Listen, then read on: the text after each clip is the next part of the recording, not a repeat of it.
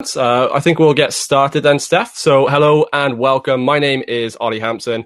Basketball Wales are very excited to bring the first of the Junior NBA Stay Active live Q&A sessions that will take place over the next 6 weeks. In the weeks to come, you'll see players and coaches from all of the home nations of Wales, England, Scotland undertaking these sessions. So today from Wales, I have the pleasure of introducing you to Olympian, Commonwealth Games silver medalist, and the most capped GB basketball player ever, now assistant coach of the GB women's program and head coach of the WBBL team here based in Cardiff, Cardiff Met Archers. I'm, of course, talking about Stef Collins. Stef, thank you for joining us, and how are you doing today? I'm fantastic. It's great to be here, and looking forward to having this next 30 to 40 minutes with everyone. And it's a good stay active session here with the Junior NBA. What can you tell us a bit more about this? Yeah, I think it's such a great initiative. When you reflect now on the past 12 months, it's been quite difficult for everyone across the globe. When you have a pandemic and, at the heart of that, you think about mental health and well-being. And one of the most positive influence of that is physical activity. And a sport like basketball, is definitely one of those things that, can help in this situation. So it's great to see the three home nations in Wales, England, Scotland, collaborating with the Junior NBA. And I think, it's great to see that there's going to be so many different coaches across the UK, so many different players, so many, British basketball legends getting involved and, hopefully being positive role models and inspiring and motivating everyone during this difficult time. And how have you managed to find it with, being able to coach, continue to practice as well? Has that been really helpful for you during the last 12 months? Yes, absolutely. And I think every day we count our blessings because for a lot of people, there's a lot of people that are not physically active right now. They're having to do it from home and, find new creative ways. But for us, we started 8 months ago, back in August. So we're able to get back up and running. So we've been training pretty much every day. And, luckily our league is running in the UK. So the WBBL, which is, the top professional league in the UK. So we've been able to play games, which, not many people across the globe are doing that right now. So we count our blessings every day for that. And we said earlier, you played last night. You've also got a big game on the weekend. So there's a lot that we can talk about what you're currently doing. But I want to take it back a little bit. I want to take it back to the very beginning for basketball with you. So tell us, when did it all start? When did you start getting interested in basketball? Yeah, so now we're going way back. Yeah, it's going to show my age now. But so I was born in England. Had an English mother, American father who was in the Air Force. So as a young kid, we moved around a lot. And I think it was the summer of 1992, we had moved to upstate New York, a small town in upstate New York. It was in the summer. And I think my parents at that point had kind of said, well, let's see if we can get Steph involved in some sort of, sport camp, where she could meet people her age who she might be going to school with in September. So yeah, we found a camp that was at my local school. And so I think I was about 12 at that point. So yeah, I went to my first week-long camp. It was Monday to Friday, 9 in the morning till 4 o'clock in the afternoon. And, it was my first exposure to basketball. And I think, those first couple of days, everyone was running circles around me, but I loved it. I loved the team aspect. I loved the sport. It was really exciting. And, I think from that moment, from that week-long camp, it kind of, just spurred my interest from there and started playing more seriously. So was basketball something you had ever really been exposed to before the move, or was it completely fresh to you? Yeah, it was completely fresh. I mean, because we had moved around so much, I did bits and bobs of, in physical education classes and stuff like that, but I'd never had joined a club or a team. So at that point, that was my first taste of the sport.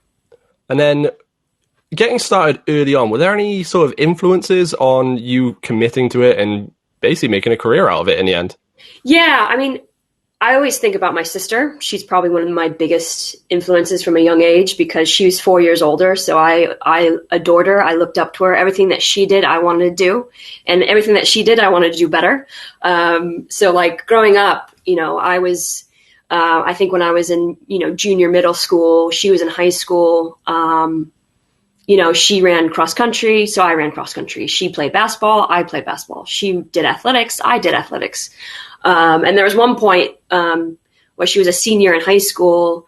I was on in 8th grade, and I actually had moved up a level. So I actually got to play with my sister on the varsity high school basketball team.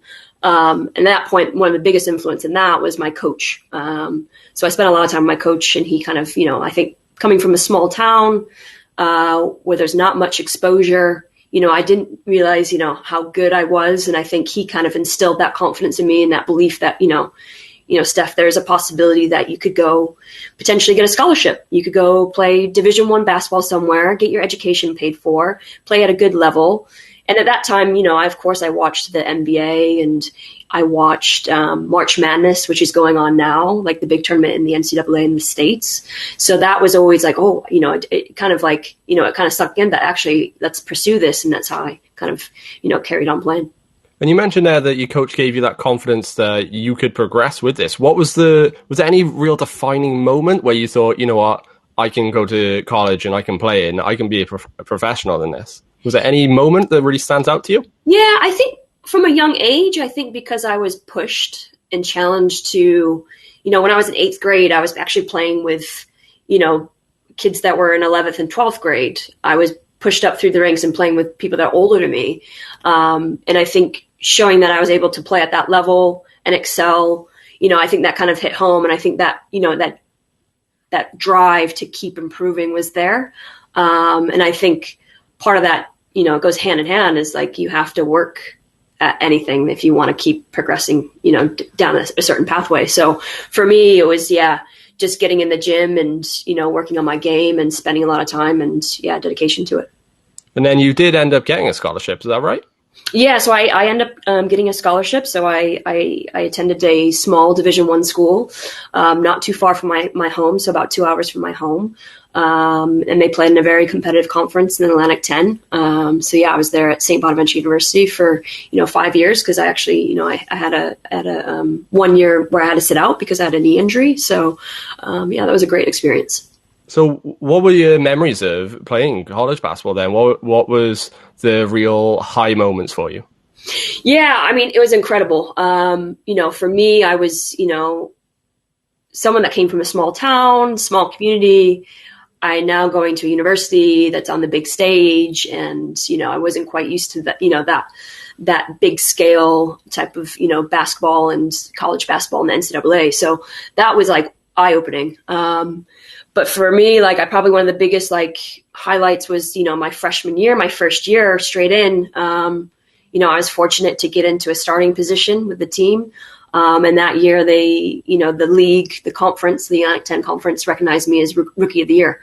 So from that moment on, even though I'd come from a small school, probably the level was, people wouldn't look at that level that I played in high school as a very significant level, but, I was able to then progress and, and continue to develop in Division I. And you mentioned that you were named Rookie of the Year. How much other success did you have during your time there? It's so long ago, it's hard to keep track of things that happen. But I think there was a couple, seasons, my junior year, my senior year, where I was, I had some accolades in terms of making the all conference team. So things like that from memory. And then I know you from your time here in Wales. How did that move? When did you move to Wales? Yeah, so it was pretty much as soon as I graduated from St. Bonaventure University. I had always thought that I wanted to play overseas. So I thought the next, pathway for me would be to play professionally. And for most, people that grow up in the States, if you're not within the WNBA realm of those players and that's that level of play, there's not much opportunity for you to continue after college. So I went down the route of exploring, because of my English background, being born in England, English mother, I applied for my British passport, and at that point had been in contact with a few teams that were based in Holland. So originally I was potentially going to be going to play in Holland professionally for my first year. And then somehow got in contact with someone based in Wales. And they were a club that was based here in the Rhondda Valley. And they had a team that was playing in a really notorious competition called EuroCup, as well as the Division I National Basketball League. And at that point, I had gotten in contact with the head coach of GB basketball, which at that time was Mark Clark, who's still coaching, and he coached at London Lions, who just won the cup final. So that's kind of, it just kind of somehow just, it almost seems seamless going from university basketball, graduating, and then, a couple months later, coming to Wales in August of 2006. So, and not looked back since. Enjoyed your time in Wales since. You'd probably say I'm more Welsh than I am English. So I'm okay to say that, actually. Yeah. Well, we've had a question come in on the chat from Brody. He's asking what NBA or what WNBA player inspired you the most. Yeah, that's a good question, Brody. So back when I was younger, I watched quite a bit of NBA, and at the time when I was, 12, 13, that was when, the Chicago Bulls were around, and you had the infamous Michael Jordan. But it wasn't just Michael Jordan that I admired like so many people did, but it was actually Steve Kerr. So Steve Kerr was on the team, and he was probably one of the smallest guys on the team. But his role was just phenomenal because he would come in, he could have sat on the bench pretty much the whole game. And then they'd put him in for the last couple seconds to hit a big shot. He'd come off the bench, knock down a three, or go to the free throw line, knock down some free throws. Like, he was phenomenal at that. And I think that was a real, inspiration for me. So yeah, Steve Kerr, definitely. And then from the WNBA perspective, back in the day, Tisha Penicheiro, who played for Sacramento Monarchs. She had incredible vision. And I was lucky enough, someone I had watched growing up play, I then turned around, I think it was 2007, GB basketball hosted Portugal national team, which is where she's from, and we played against her. So that was amazing. When you mentioned there about GB basketball, can you remember your first game, your first cap for GB?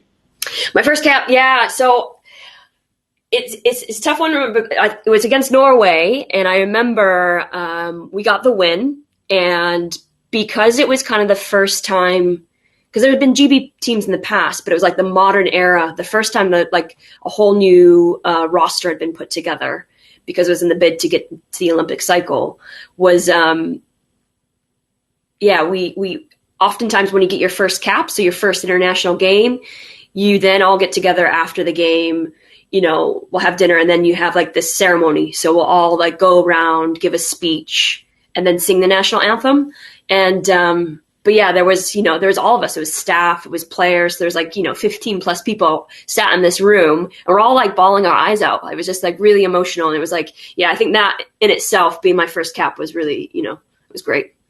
Yeah, that sounds like a very special moment. That follows on to another question we just had, which was, what was the most special game of your career? That one sounds pretty special. Can anything top it, though?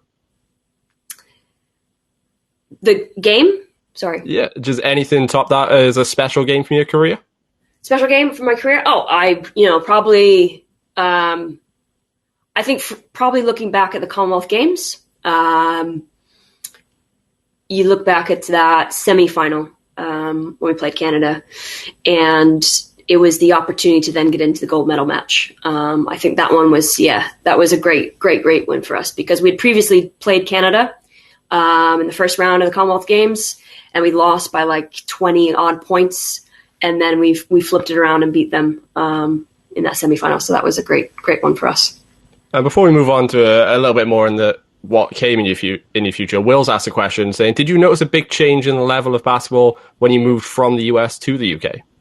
Yeah, I did actually. I mean, because the rules were slightly different back then. I remember coming over, and the shot clock, there's a shot clock difference. So there was 30 seconds in college, and then playing, international level, there's 24. So I found the game was actually a bit quicker than what I was used to. So I found that was quite interesting. So I remember one of the first games, I think it was like a preseason friendly, maybe with the first time I played for the GB team. My head coach, Mark Clark, was on the sideline. And I remember him just constantly shouting at me, like, get fit, like as saying, you should get in shape. Because, for me, I was just, I was used to this, maybe a slower paced game, and didn't realize the fast break nature of European basketball. So that was quite eye opening for me. Well, you mentioned there as well about your coach yelling, get fit. I know that after this, you're going to training as well. And that leads us on to a question from Samantha, just asking how many times a week you train. So currently, at the moment, I'm just coaching. So I'm not physically training myself, but we train 5 days a week. So we're lucky to get in every day, even though, we're in the middle of a pandemic and stuff. So we're very fortunate with that. But yeah, at the moment, we train every day. Obviously, now that the competition's, kickstarted and we're kind of playing midweek and weekends, it's then cut down to 4. So yeah. So one of the big questions I've always wanted to ask you is, you look back to 2012, you become an Olympian. What was that entire experience like, not just as an Olympian, but also playing in home games? Yeah, it's unreal. And I can't imagine, because that's the only Olympic Games I've been to. So I wonder what it must have been like for some of those British athletes when they go away and play in a different games, because I don't think you'll ever experience anything like it. Not only just to be an Olympian, that was unreal. And then to be on home soil and to experience that with how much people got, it was incredible how much the UK got behind Great Britain for that Olympics. And yeah, it was phenomenal. I had, a lot of my friends and family involved, but, it was oftentimes where we would walk outside the athletes' village, and there was a local shopping area nearby. And, the amount of people that come up to you and just be so incredibly welcoming, and they'd be cheering you on. And yeah, it was just a really special time in my career. And then you mentioned as well, when we asked about the training, the move from player to coach. What was that like for you? Moving from playing to coach? Yeah. Yeah, I think I've managed to kind of do both at the same time. So it's made the transition a little bit easier this year because, I was still playing with the team, but then player coaching. And now this season, I'm just focusing on the coaching. So I think that's been a nice pathway for me. But yeah, I think now that I'm kind of trying to, remove that playing hat, it's now the coaching hat. And with that, you come with different, thoughts and ideas. And I think that's been wonderful for me because, it's opening up me because yes, I've played, I've had numerous experiences that, which should benefit me.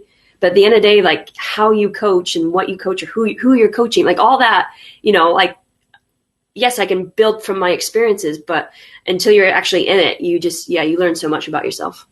And as a coach, you're probably the best person for Brody in the chat to ask this question to. Just asking for any advice on what can help him with his shot. Anything that you would recommend that he does? Any tips or videos that he should watch?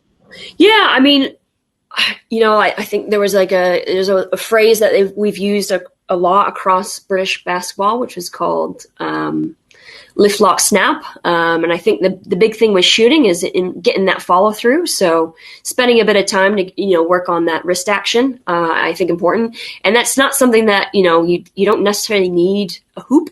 You obviously can go to the park if you have access to a park or a hoop, but you could be, sat on your floor and just shoot the ball to yourself and just really work on that backspin. I think that's a good tip. That's fascinating. And then you said, as a head coach with the Cardiff Mare Archers in the WBBL, how's that going and how are you enjoying being just coaching this year? Yeah, I'm really enjoying it. I didn't know how I would have responded to that because playing has been such a big part of me and for many, many years, over, it will be 20 years this month that we won the New York State high school championship my senior year. So it's crazy to put it in perspective, how long, the basketball has been a part of me and I've played and been exposed to so many wonderful opportunities. So yeah, I think this year, because of the pandemic and everything going on, I thought, what, it's probably best if I just focus on one. Because I think for me to try to do both and knowing what I put, kind of the pressure I put on myself, I want to do something better than and I think it's tough to do both. It is. It's tough to do both and to be able to do it well. So it's been nice to just coach and really come into that. And also, obviously, this is with the Junior NBA. One thing I've noticed with your team this year is you've put a lot of faith in some youngsters as well. Is that something that you have a certain coaching philosophy to try and develop young talent come through? How do you manage young players like that? Yeah, I think it's so important. And I think, I probably can relate to it from my own experiences, being an eighth grader, being put into that varsity team and being challenged and being pushed.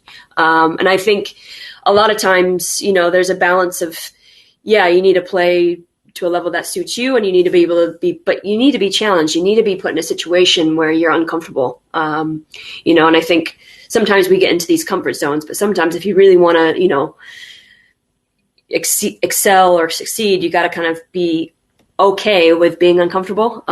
So I think that's really important. It's great to see some of, the juniors that are coming through and supporting their development.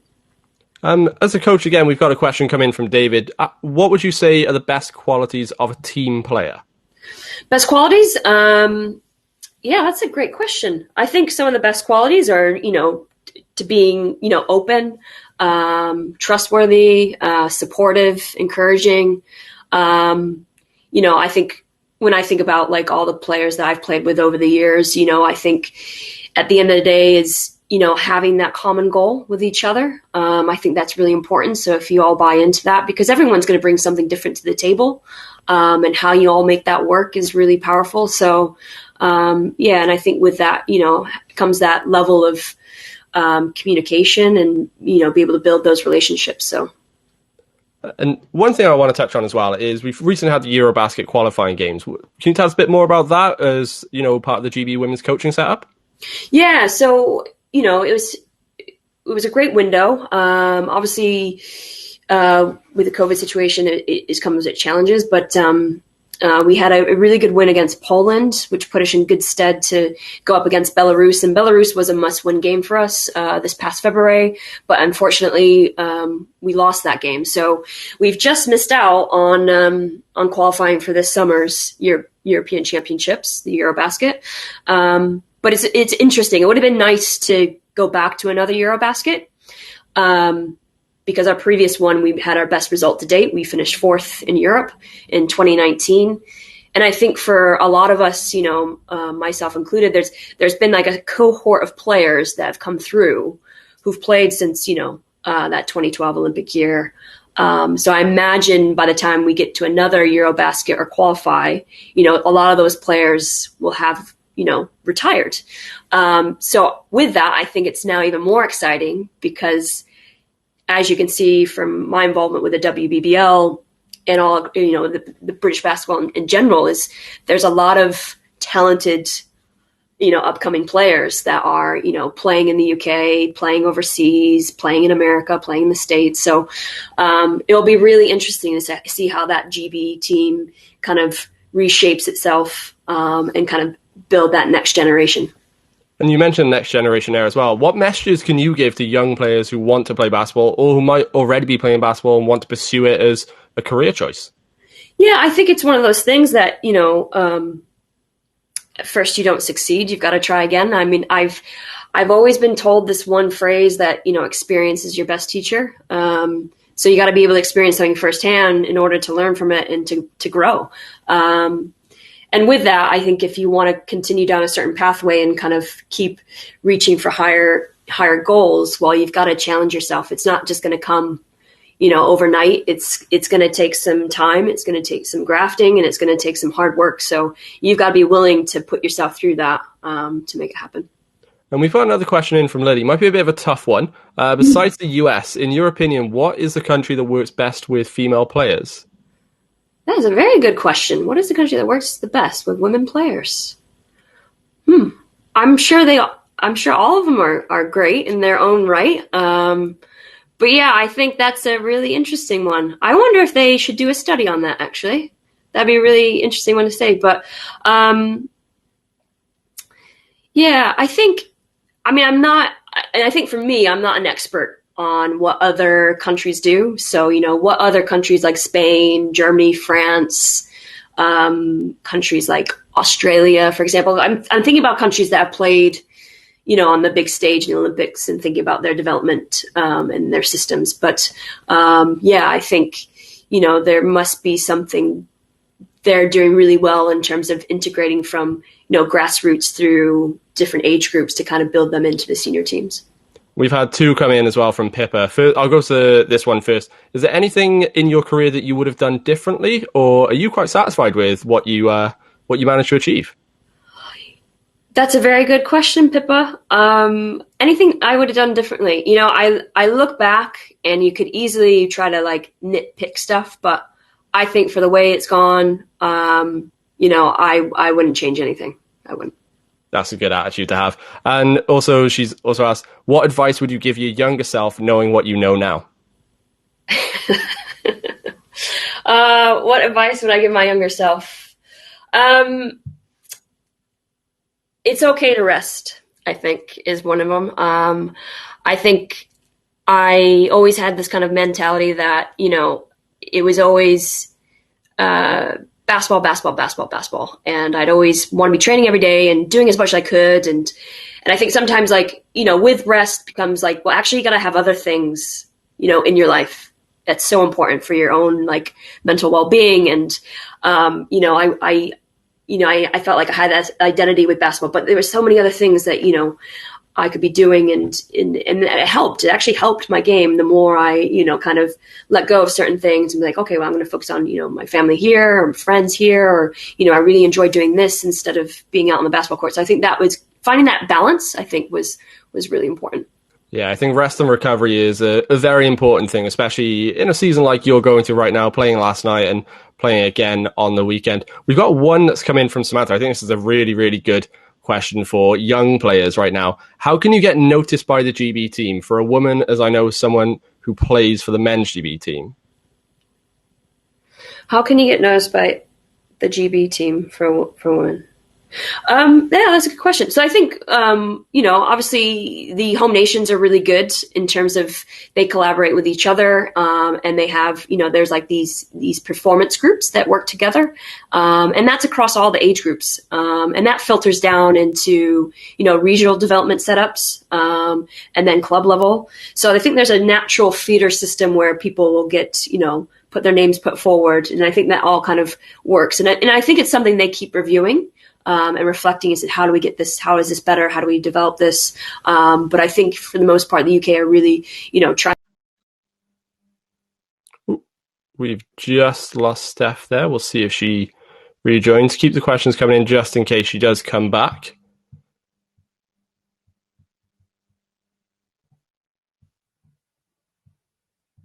Just give it a couple of more moments.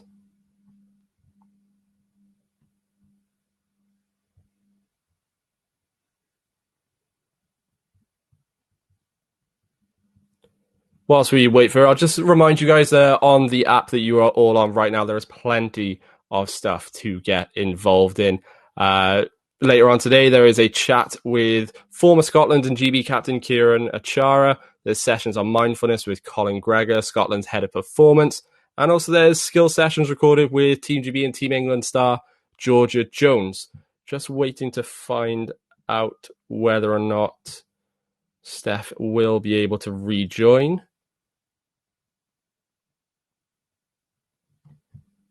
So there is a few issues with her actual laptop, so give her a couple more minutes just to see what happens.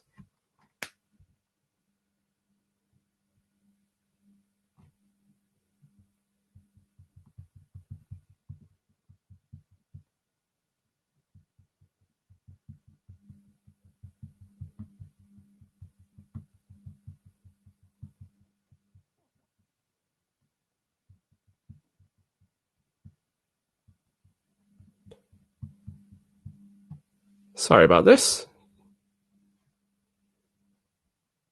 So it looks as though her laptop has called it a day. So I think we will have to leave it there, unfortunately. But hopefully, though, you have all got something from this session. A great person to learn from, Stef Collins. She's an absolute legend of British basketball. Thank you as well for all of your questions in the chat. It was very, very much appreciated.